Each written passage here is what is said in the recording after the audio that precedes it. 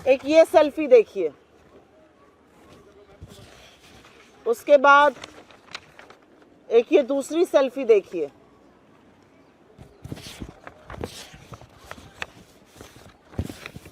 फिर एक तीसरी सेल्फी देखिए, एक चौथी भी लेकर आई हूं। इन सेल्फियों को देखने के बाद आपको कुछ और दिखाऊंगी। 10 नवंबर 2016 को इस देश के तमाम अखबारों में, अगर आप थोड़ा जूम इन कर पाएं, तो फ्रंट पेज पर, कवर पेज पर 10 नवंबर 2016 नोटबंदी के 2 दिन बाद एक बड़ा सा विज्ञापन कवर पेज पर छपा था। और आप लोग तो प्रबुद्ध मीडिया के साथ ही आप जानते हैं कि कवर पेज कितना महंगा होता है, लेकिन ये कवर पेज का विज्ञापन छपा था जिस पर मोदी जी को मजबूत निर्णय, नोटबंदी जैसे मजबूत निर्णय को लेने के लिए साधुवाद किया गया था। पेटीएम ने छापा था। ये वही पेटीएम है जो नरेंद्र मोदी जी के ऊपर एक पिक्चर बनी है, थोड़ी घटिया सी पिक्चर थी, कोई बात नहीं। उस पर 15% का कैशबैक देता है, 200 रुपए कैशबैक, जिसका जिक्र प्रधानमंत्री उत्तराखंड की अपनी रैली में करते हैं। तो ये सारी सेल्फी में जो व्यक्ति आपको दिख रहा है, तमाम वीडियो है उछल कूद करते हुए, डांस करते हुए, खुश होते हुए। ये वीडियो विजय शेखर शर्मा के हैं, जो पेटीएम के सीईओ हैं, जो पेटीएम के संस्थापक हैं, फाउंडर हैं। और इस तरह का साधुवाद देना, इस तरह की खुशी व्यक्त करना स्वाभाविक है, क्योंकि मोदी जी ने छप्पर फाड़ के उनको खुशियां देने का काम किया है। आप ये सोचिए कि जिस नोटबंदी ने अर्थव्यवस्था को अधिया दिया, जिस नोटबंदी ने हजारों लाखों एमएसएमईज बंद कर दिए, लोगों को बेरोजगार कर दिया, उस नोटबंदी को साल दर साल अपने लिए सबसे शुभ दिन मानने का काम करने वाले व्यक्ति विजय शेखर शर्मा हैं। उन्होंने अपनी कंपनी का आईपीओ भी 8 नवंबर को ही किया था, 2021 को। खैर, परेशान करने वाली बात यह है कि इस व्यक्ति और इसकी कंपनी के खिलाफ मनी लॉन्ड्रिंग जैसे गंभीर आक्षेप लगे हैं और गंभीर आरोप लगे हैं। और ये विपक्ष ने नहीं लगाए, ये इस देश के भारतीय रिजर्व बैंक ने लगाए हैं। और उन अनियमितताओं के चलते उनके पेटीएम पेमेंट बैंक को प्रतिबंधित कर दिया गया है, पूरी तरह से बंद कर दिया गया है। ना वो टॉपअप कर सकते हैं, ना वो कुछ क्रय कर सकते हैं, ना वो जमा कर सकते हैं पैसा। 29 फरवरी से पेटीएम पेमेंट बैंक पूरी तरह बंद हो जाएगा। आपकी जानकारी के लिए सारी कार्रवाई आरबीआई ने अपने अधिनियम 35A के तहत की है। तो ये वो व्यक्ति है जो प्रधानमंत्री के बेहद करीबी हैं। ये वो व्यक्ति हैं जिनके बारे में प्रधानमंत्री अपनी चुनावी रैली में जिक्र करते हैं, तमाम सेल्फी खिंचाते हैं। आप सब जानते हैं, प्रधानमंत्री की तस्वीर को अगर आप किसी अखबार में इस्तेमाल करते हैं विज्ञापन के लिए, तो आपको पीएमओ की संस्तुति चाहिए होती है। तो ये बहुत करीबी है प्रधानमंत्री के, बहुत चहेते हैं, बहुत लाडले हैं। और अब ये मनी लॉन्ड्रिंग जैसे आक्षेपों से घिरे हुए हैं। और ऐसा नहीं है कि ये गाज एकदम से गिर गई है, क्योंकि अगर खबर देखिए और रिपोर्टर्स जो आप ही लोग लगा रहे हैं, उनके मुताबिक 2017 में लाइसेंस मिलने के 1 साल के अंदर गंभीर घपले शुरू हो गए थे और आरबीआई ने बार बार दंडित करने का भी काम किया। कभी जमाकर्ताओं पर रोक लगी, कभी जुर्माना लगा 6-6 करोड़ रुपए का, तमाम चीजें हुई। लेकिन उस दौरान भी, उसके बावजूद भी प्रधानमंत्री इनकी पैरवी करते रहे, इनका प्रचार प्रसार करते रहे। कुछ बातें जिन पर इनको यह सजा सुनाई गई है उसका उल्लेख कर देती हूं। खबरों के मुताबिक आरबीआई ने 35 करोड़ पेमेंट बैंक के जो वॉलेट थे उसका निरीक्षण किया। उसमें से 31 करोड़, 35 करोड़ का निरीक्षण किया, 31 करोड़ निष्क्रिय पाए गए। पैन कार्ड, एक एक पैन कार्ड हजारों नंबरों से जुड़ा पाया गया। लाखों खातों का केवाईसी नहीं हुआ था। मनी लॉन्ड्रिंग की संभावनाएं इसी से उजागर हुई। बैंक द्वारा लगातार झूठी अनुपालन रिपोर्ट देती जाई गई और जो ग्रुप 197 कंपनी का नाम है, लेकिन पेटीएम की जो ग्रुप कंपनीज हैं उसमें आपस में जो घपला था, उसके चलते आरबीआई ने ये बड़ा कदम उठाया। यहां पर दो चीजों की बात करनी जरूरी है, क्योंकि पेटीएम पर पहले भी अपने डेटा को भारतीय जनता पार्टी के साथ साझा करने का गंभीर आरोप लग चुका है। आरबीआई ने पेटीएम पेमेंट बैंक के बीच और पेटीएम के बीच होने वाले डेटा ट्रांजैक्शन पर भी गहन चिंता जताई है और यह भी सामने आता है कि इस चिंता के बावजूद ना शीर्ष अधिकारियों का तबादला हुआ, ना उनके खिलाफ कोई कदम उठाया गया और कंपनी ने बिजनेस बढ़ाने के जुनून में लगातार नियमों का उल्लंघन किया और हर तरह के कानून को ताक पे रखा। शायद वो कहावत है हमारी तरफ, कहते हैं जब सैया भय कोतवाल तो डर काहे का। मोदी जी साथ में हैं, उनके साथ सेल्फी खींच रही हैं, वो प्रचार प्रसार आपका इलेक्शन रैली में कर रहे हैं, तो डरने की क्या बात है इन लोगों को। खैर, एक और चिंता जो आरबीआई ने जताई वो पेमेंट बैंक की शेयर होल्डिंग को लेकर है। करीब 49% हिस्सेदारी पेटीएम कंपनी की थी, जिसे लोग 197 कम्युनिकेशन के नाम से जानते हैं, लेकिन 51% हिस्सेदारी इस बैंक की सिर्फ और सिर्फ एक व्यक्ति विजय शेखर शर्मा के पास थी, जिनकी सारी सेल्फी मैंने आपके सामने साझा करी है। और ये एक बहुत चिंता का विषय है, क्योंकि इससे ये साफ होता है कि एक व्यक्ति जिस तरह का भी निर्णय चाहे वो कर सकता था। अंत में आरबीआई की कार्रवाई की एक बड़ी वजह, और ये बहुत चिंता का विषय ये भी था कि चीनी निवेश भर भर के, चीन की कंपनी का निवेश भर भर के पेटीएम में था, पहले अलीबाबा और उसके बाद भी जो एंट ग्रुप है चाइना का, उसके पास करीब 10% साझेदारी आज भी है और संभावनाएं हैं कि डेटा की साझेदारी उस कंपनी के साथ की गई।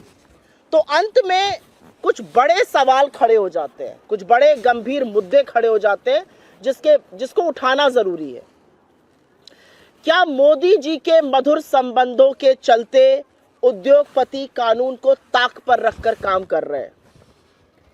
इतने सारे उल्लंघनों के बावजूद भी पेटीएम पेमेंट बैंक को इतनी लंबी ढील क्यों दी गई? 2017 से ही अनियमितताएं शुरू हो गई थी, 7 साल तक इतनी लंबी ढील क्यों दी गई? मनी लॉन्ड्रिंग जैसे गंभीर आक्षेप लगे हैं। एनफोर्समेंट डायरेक्टरेट उसके बारे में क्या कर रहा है? ईडी कौन सी नींद सो रहा है पेटीएम को लेकर? ये जरूर पढ़ना चाहिए। पेटीएम ने बीजेपी, भारतीय जनता पार्टी और पीएम केयर्स फंड को कितना चंदा दिया और क्या उस चंदे की बदौलत वो आज तक बचा रहा है? पहले अडानी और अब ये बार बार जो मोदी जी के लाडले हैं, उनके खिलाफ एजेंसियां शिथिल क्यों पड़ जाती हैं? ये अपने आप में एक बड़ा सवाल है। और अंत में 2 सवाल जरूरी हैं। ईडी के 95% केसेस विपक्ष के लोगों के खिलाफ है, क्या ईडी इससे संतुष्ट है? और पेटीएम का तमाम ट्रांजैक्शन में लेन देन है, 10 करोड़ से ज्यादा तो पेटीएम के उपभोक्ता हैं, क्या यह डेटा भारतीय जनता पार्टी के साथ शेयर हो रहा है? सरकार की दी हुई जानकारी के मुताबिक वित्तीय वर्ष 2023 में करीब 137 लाख करोड़ का डिजिटल पेमेंट हुआ, जिसमें पेटीएम का अच्छा खासा शेयर है। क्या ये दावे के साथ कहा जा सकता है कि ये डेटा गोपनीय है, ये डेटा सुरक्षित है, या इसकी ब्रीच हुई है? ये बहुत सारे प्रश्न हैं। पेटीएम का स्टॉक लगातार गिर रहा है, माइनॉरिटी शेयर होल्डर्स इससे आहत हैं, पर सबसे बड़ा सवाल यह है कि जिस कंपनी पर मनी लॉन्ड्रिंग जैसे गहन आरोप इस देश के banking regulator reserve bank of India ने लगाए हैं, वो किस तरह से खुला घूम रहा था और प्रधानमंत्री उसका प्रचार प्रसार और पैरवी क्यों कर रहे थे? आज ये सवाल उठना भी जरूरी है और इसका जवाब भी आना जरूरी है।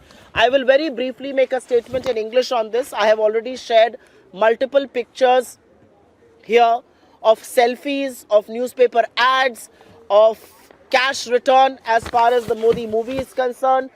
If you remember, in Uttarakhand, the Prime Minister spoke about 15% cashback up to 200 rupees on a movie that was made on him if you bought the tickets through Paytm.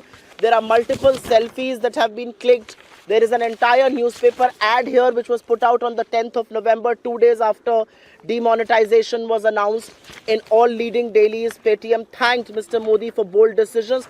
So here is Vijay Shekhar Sharma, who is a huge beneficiary of demonetization, known to be extremely close to the Prime Minister, and whose Paytm Payment Bank has now been banned by the Reserve Bank of India. But the trouble did not happen all of a sudden. The trouble had been going on for a while, and the reality is that the Paytm Payment Bank was found to be flouting rules from the time it was conceptualized, from the time it got a banking license. There are various things that the RBI found out.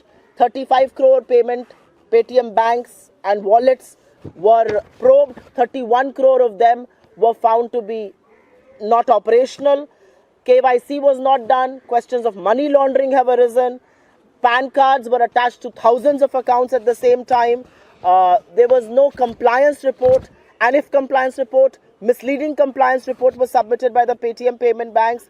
The relationship between Paytm and Paytm Payments Bank and various group companies has come to fore. So these are very, very serious allegations, including the one about money laundering. The reality also is that nothing concrete was done by the management as far as these irregularities was concerned.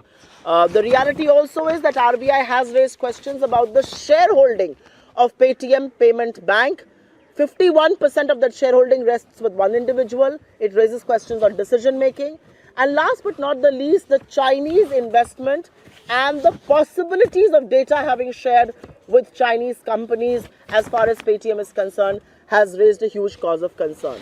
But the questions that arise out of this are multiple, and these questions deserve answers. Is the country and our people roughshodding? Are people close to Mr. Modi roughshodding over law and order, over regulations of the RBI because of their seeming closeness and their closeness with the ruling regime, especially Mr. Modi? Why was Paytm Bank given such a long rope? The reality is it came to fore that there were all kinds of non-compliance from 2017 onwards. Money laundering is a very serious probe and a very serious allegation that has been leveled against Paytm. What is ED doing about it? How much money has Paytm given to BJP and to PM CARES Fund? Have they been let loose because of the donations that they have made, apart from their closeness to Mr. Modi? And last but not the least, why is it that everybody associated with Mr. Modi sees no probe, whether it is Mr. Adani or whether it's Vijay Shekhar Sharma or Paytm? And lastly, Paytm has a substantial share of digital payments.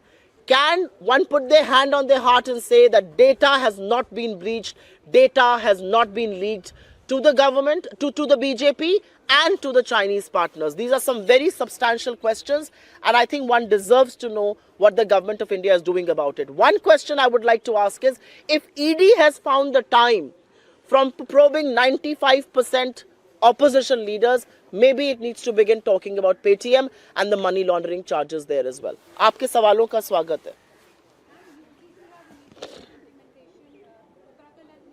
I will first talk on Paytm.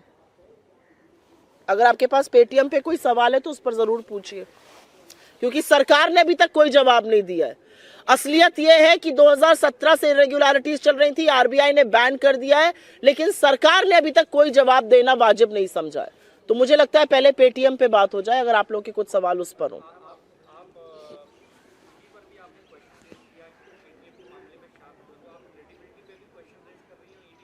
मतलब ED की credibility पर तो 4 साल का बच्चा question raise कर रहा है, तो मैं इस प्लेटफॉर्म से करूंगी तो कौन सी बड़ी बात हो जाएगी। ईडी की क्रेडिबिलिटी और विश्वसनीयता तो ये है कि वो भारतीय जनता पार्टी का फ्रंटल बन चुकी है, तो पहले भारतीय जनता पार्टी को बचाती है, राजनीतिक प्रतिद्वंदता से 95% केसेस ऑपोजिशन के खिलाफ करती है, और जब इस तरह की चीजें आती है तो ईडी मानो कुंभकर्ण की नींद सोई हुई है। ईडी को जब नीरव मोदी से लेकर विजय माल्या, ललित मोदी, संजय सेसरा को वापस लाना है तो ईडी शिथिल है, और जब ऐसे मामले आते हैं तो ईडी की कोई कार्रवाई नहीं है। अभी विपक्ष का नाम आ जाए तो ईडी जो है वो रात दिन काम करने लगती है। तो ईडी की विश्वसनीयता और ईडी की शिथिलता पर बहुत बड़ा सवाल है। आरबीआई जैसी संस्था ने अगर मनी लॉन्ड्रिंग की आशंका जताई है तो अभी तक ईडी क्या कर रही है पेटीएम के खिलाफ, सवाल इस बात का। और पेटीएम को कौन बचा रहा है, क्या पेटीएम को खुद नरेंद्र मोदी बचा रहे हैं, ये सवाल है।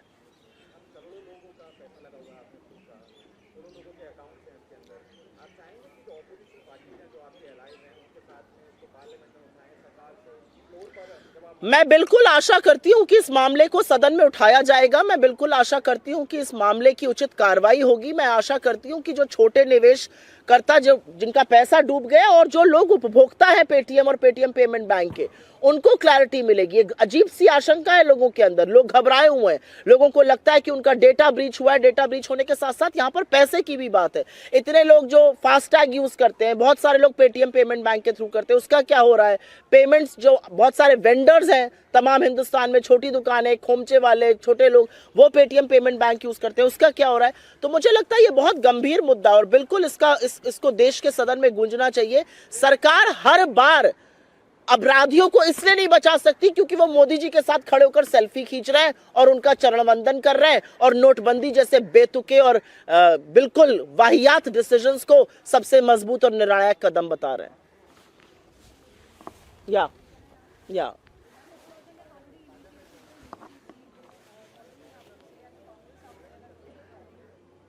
I don't have to say anything. I think these are election jumlas and they will continue up until elections. I think the government has been in power for the last 10 years. It's a second term for Uttarakhand government as well, and they are doing what they are doing. So I do think these are election gimmicks to distract you away from issues that I just spoke about. Because if you are not going to talk about those issues and if they are not going to distract you, you will ask, why has Paytm got unscorched? Why has Paytm got away with a seeming scam that they have done? Why has Paytm got away with alleged money laundering? These are questions that will be raised. You will raise questions on unemployment. You will raise questions on price rise. You will raise questions on income inequality. You will raise questions on why is the government cutting budgets on agriculture, education, health, social welfare. So because you should not raise those questions there, people should not raise those discussions. These things will be flouted. These are hot air balloons. Let them be floated.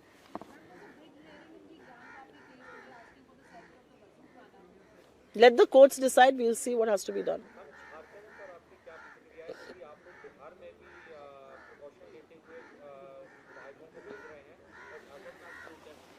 मुझे ऐसा लगता है कि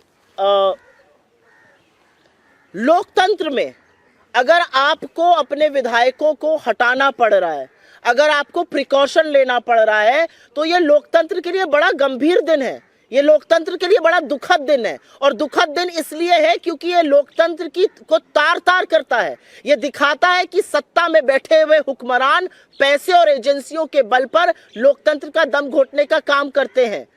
वो खरीद फरोख्त करते हैं, वो चुनी हुई सरकारों को गिराते हैं, वो मताधिकार का दुरुपयोग करते हैं। ये लोकतंत्र के लिए गंभीर विषय है और बिल्कुल जो कदम उठाना होगा चुनी हुई सरकारों को बचाने के लिए, मताधिकार की रक्षा के लिए, लोगों का जो मताधिकार था उसको ऊपर रखने के लिए, वो हम करेंगे।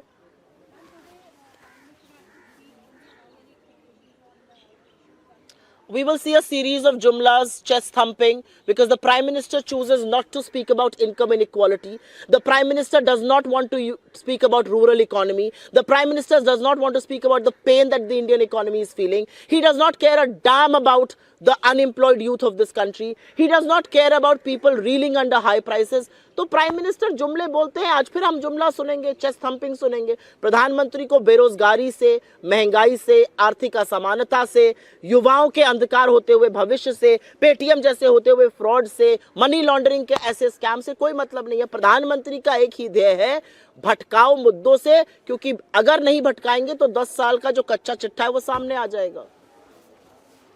Thank you very much.